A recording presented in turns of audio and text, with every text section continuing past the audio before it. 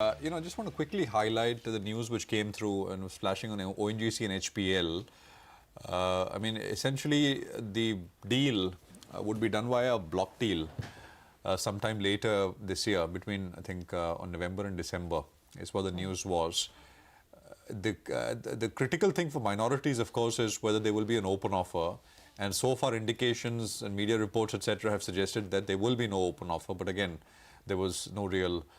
There's been no real clear communication on that particular front. Stocks still there, about 3% lower, 3.25% lower. Okay, let's talk to Ashish Kumar Chauhan, who is now joining in. He's Managing Director and CEO of BSE Limited. Mr. Chauhan, thanks very much. Great to have you with us here. Appreciate your time here on CNBC TV 18. Thank you. Mr. Chauhan, we are seeing some. I want to start with a broad question on the markets. You know, the color has changed from green to red over the last couple of days. Any thoughts broadly on what you're seeing? Any insights you might have as an exchange? I know you're a facilitator, but let me just begin with that quick question.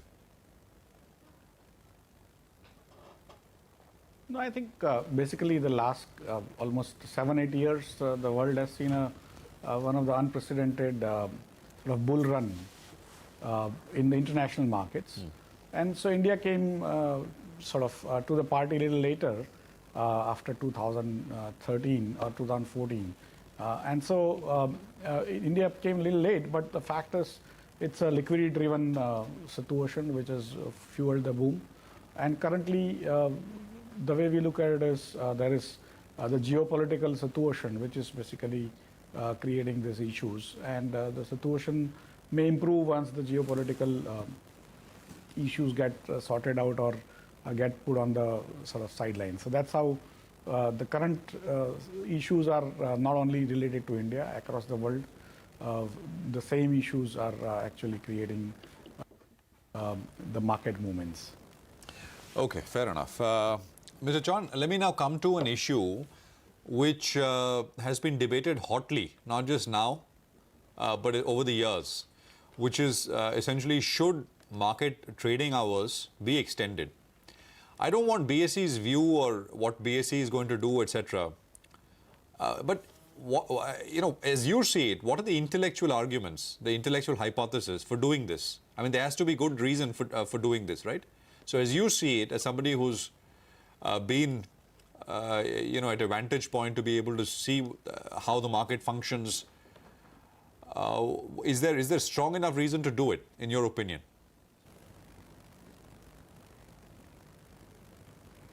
So there are basically arguments in favor and arguments against.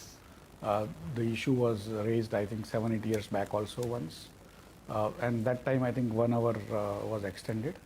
There are people who feel strongly about, and even in fact, I think in media also there are people who feel strongly about it, saying that market timing should not be extended because the same anchor wants to be there throughout the market timing. So if it is extended, what will happen to that, and so on and so forth. So there are many arguments. And Mr. Chauhan, that is clearly making light of the issue.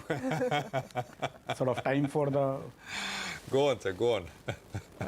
No, but there are people wanting to have family time. Sure. I mean, nothing wrong in that. There are other issues. Nothing wrong in that, but go on, yes. Like, no, I was asking brokers you... wanting to have family time. And so there are many issues. Yeah. Absolutely. But to your mind, what are the most important issues? Factors under consideration. I'm not asking you whether it should be done or not be done. But to your mind, what are the most important things to factor in? The way it works... the way it works is that why does the market exist? Market exists for servicing the investors. And what is the purpose of the market? Of course, the first purpose is to channelize the savings. And second is to allow trading so that the signaling and the execution happens in right way. And as and when the news comes, that is the time basically people need to have an ability to execute their trades.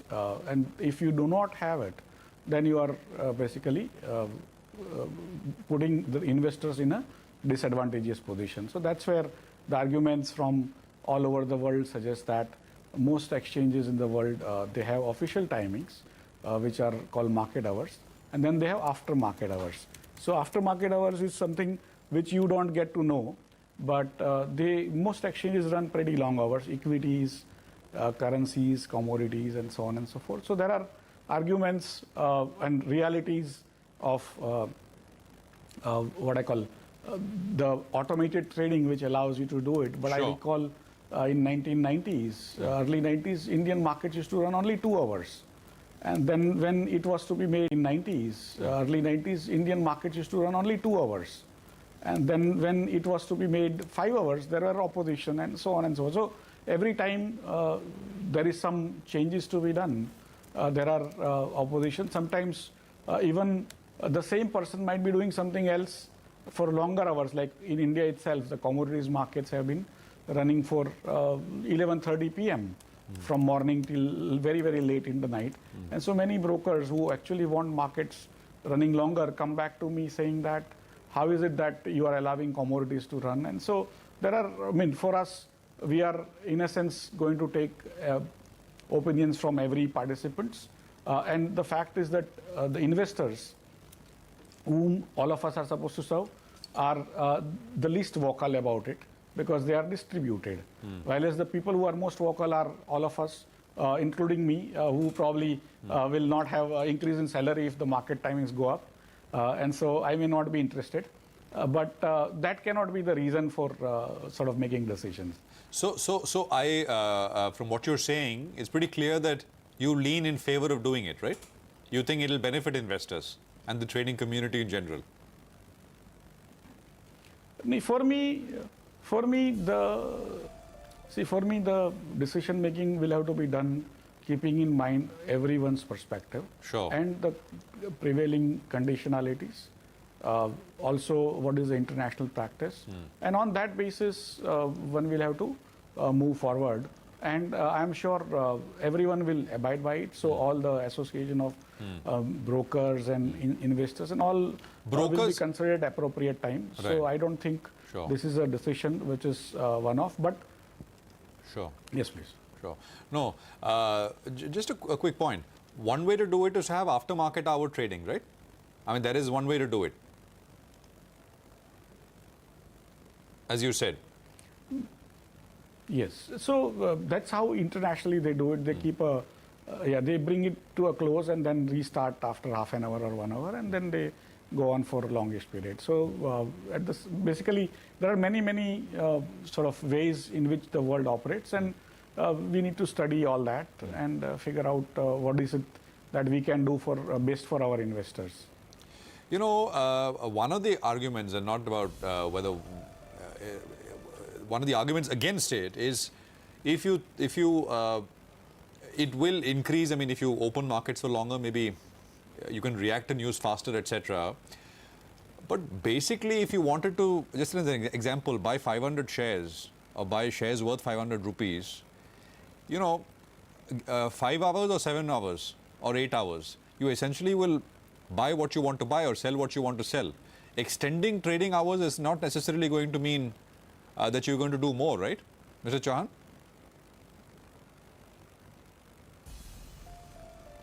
No, I completely agree. By that logic, we should be keeping the market also open for 15 minutes or so instead of 5 hours. I'm sure if you look, we can find people who in favor of that as well.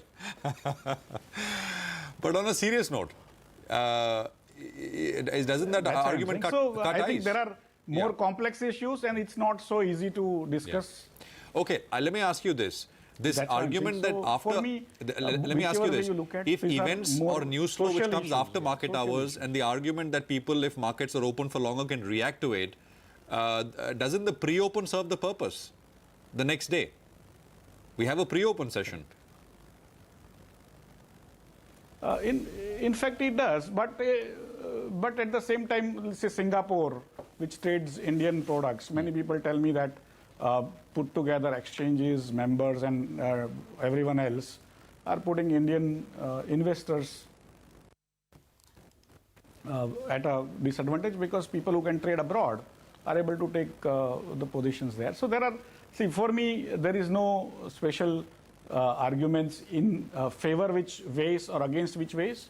it's a social issue, and we need to keep it in mind. Although I know it is very emotional for all of us, especially sitting there for all of you and my members. And so we are very aware of the sensitivities of the social part of it.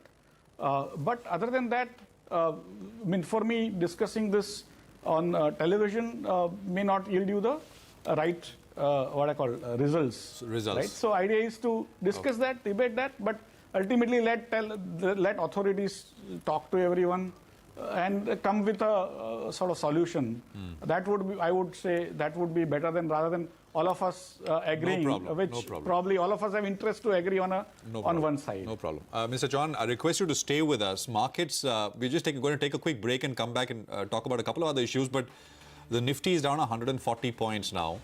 So there is no real stopping things, 1.5% lower. The Sensex is down 1.33%. We're down about 440 points. The Bank Nifty is down 1.3% as well. I mean, essentially, any gains that you had at one point have all been washed away. NBFCs are taking it the hardest. You look at DHFL, Reliance Capital, Bharat Finance, Indiabulls Housing. I mean, Indiabulls Housing is still off the lows. 1157 was the low. It's still off about 40-50 rupees from the lows. But I mean, others are starting to being pulled back once again. So some serious mid-afternoon selling coming through. You're in conversation with Mr. Ashish Kumar Chauhan, Managing Director and CEO of BSE. Mr. Chauhan, I just had two questions away from this entire trading hour debate. How is the mutual fund platform doing? We are given to understand it's doing very well. And what is the plan to kind of start to monetize it, sir?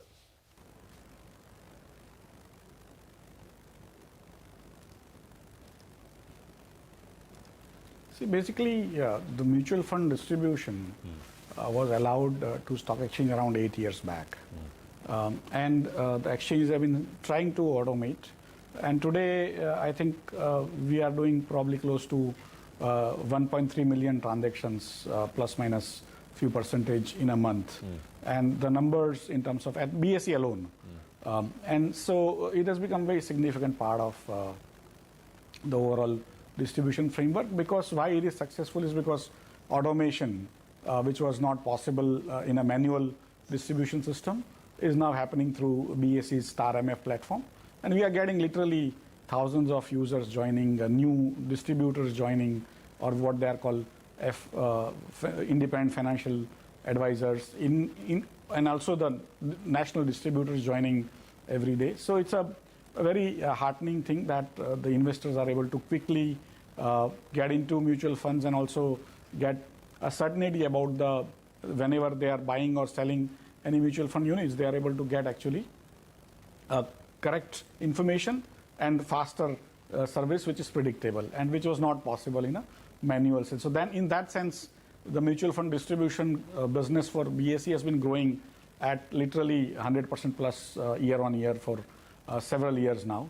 And that's a good thing. In terms of monetization, we have been basically providing this service as a kind of experimental basis. And at some point in time, as and when the industry is ready to pay for it, we will start charge. Mr. Chauhan, thank you very much for that. Appreciate you joining in and speaking to us here on CNBC TV 18. Sumeera, markets stopped falling? Yeah, actually closer to that 98.20s where the markets fall for now seems to have been stemmed. But nevertheless, we're sitting at the low point of trade. A lot of the bigger stocks have taken a hit, especially something like, say, a Power Grid, for instance. At one point, it was up 2.5–3%, and now that stock is in the red. Adani Ports is another one, down 3.5%. But we're